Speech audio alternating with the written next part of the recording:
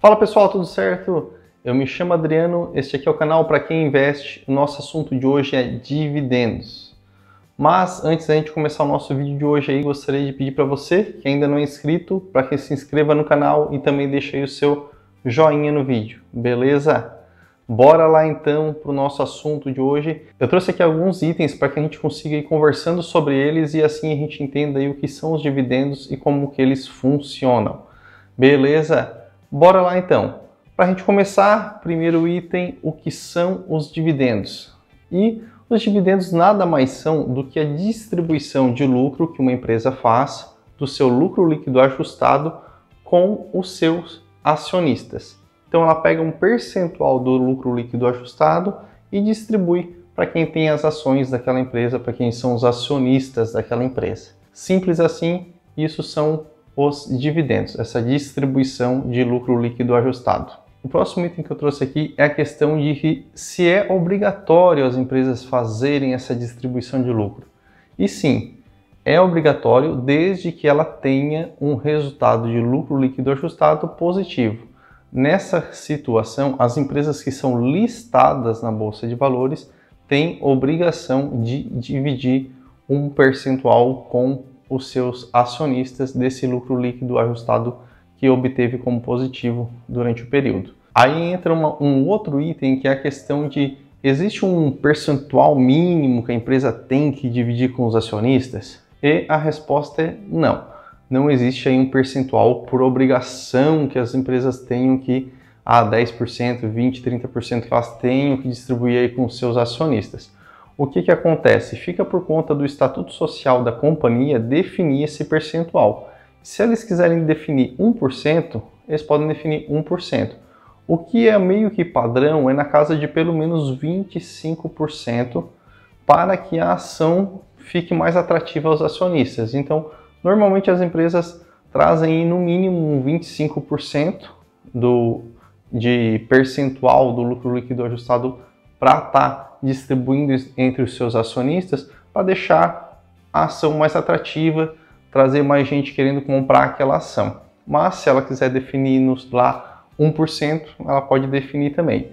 O que é lei, que pode acontecer é que se o estatuto social da companhia não deixar claro a informação de quantos eles vão distribuir, aí sim tem uma lei que diz que caso eles não deixem claro essa informação, por obrigação eles precisam distribuir pelo menos 50%, desde que positivo, desde que tenha lucro líquido ajustado positivo no período.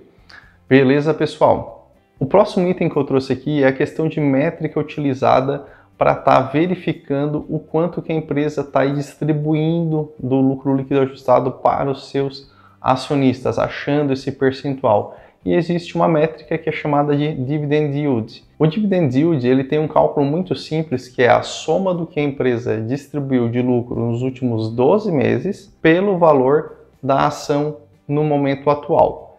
Então, para a gente exemplificar aí, vamos imaginar que uma empresa X ela teve a distribuição de lucro de R$1 nos últimos 12 meses. E o valor atual dela de mercado hoje é R$10. Então a gente vai pegar R$1 dividido pelos R$10 que ela vale hoje e a gente chega ao percentual de 10% de Dividend Yield. Essa então é a principal métrica que a gente utiliza para verificar quanto que a empresa está distribuindo de lucro para os seus acionistas. Beleza?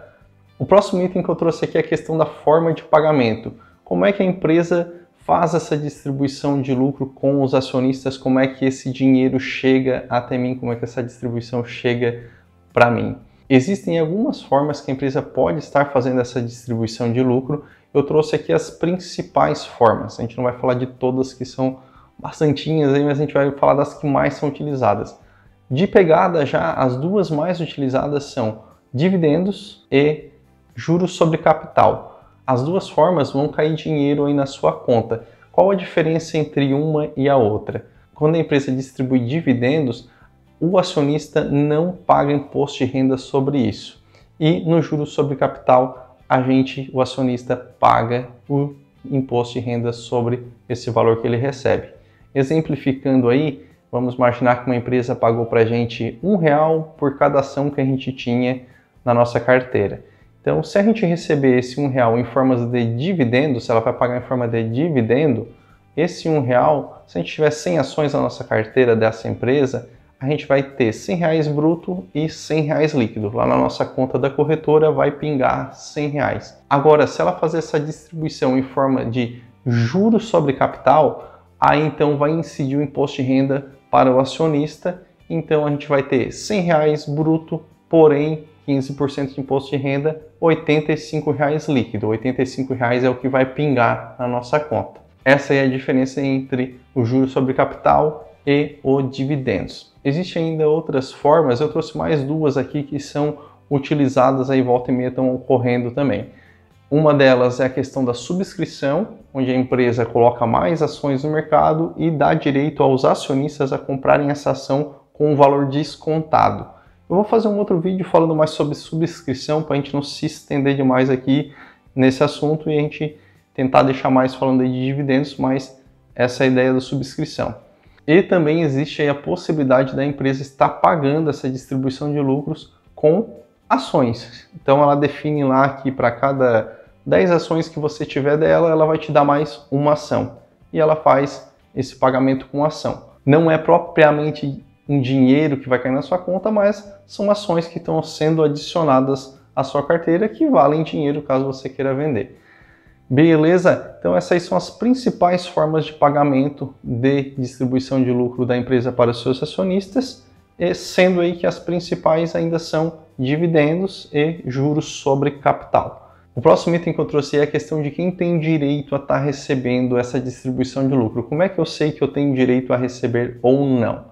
E para isso entram aí dois carinhas, que é Datacom e DataX. Datacom, eu tenho que estar com as ações na Datacom para eu receber aquela distribuição de lucro anunciada. E a DataX é a partir daquela data eu não tenho mais direito àquela distribuição anunciada. Então, vamos imaginar aí, uma empresa anunciou que vai pagar R$1 de dividendos para cada ação que você tiver na sua carteira, com Datacom 9 de maio, DataX 10 de maio e pagamento 30 de maio. Imaginamos que o seu Zé foi lá e comprou 100 ações dessa empresa no dia 5 de maio. E ele vendeu essas ações no dia 15 de maio. O seu Zé vai ter direito aí aos dividendos que essa empresa vai pagar? Sim, ele vai ter. Por quê? Porque ele atravessou a Datacom. Ele estava com as ações no dia 9, vendeu só lá no dia 15. Então, independente da data de pagamento, 30 de maio, ele não está mais com as ações, não importa. Ele vai receber igual no dia 30 de maio, R$100 na conta dele de dividendos. Outro exemplo, pessoal, é imaginar aí que o seu Zé comprou antes da data de pagamento, mas ele comprou pós ou na data X. Então vamos imaginar que o seu Zé comprou dia 10 de maio 100 ações. O que vai acontecer? Ele vai ter direito aos dividendos anunciados com essa data?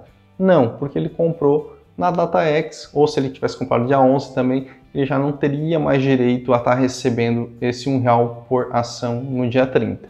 Então, fica aí, Datacom, a gente tem que estar com as ações naquele dia para ter direito à distribuição de lucro anunciada. DataX, se eu comprei nela ou pós ela, eu não tenho mais direito à distribuição de lucro anunciada com aquela data.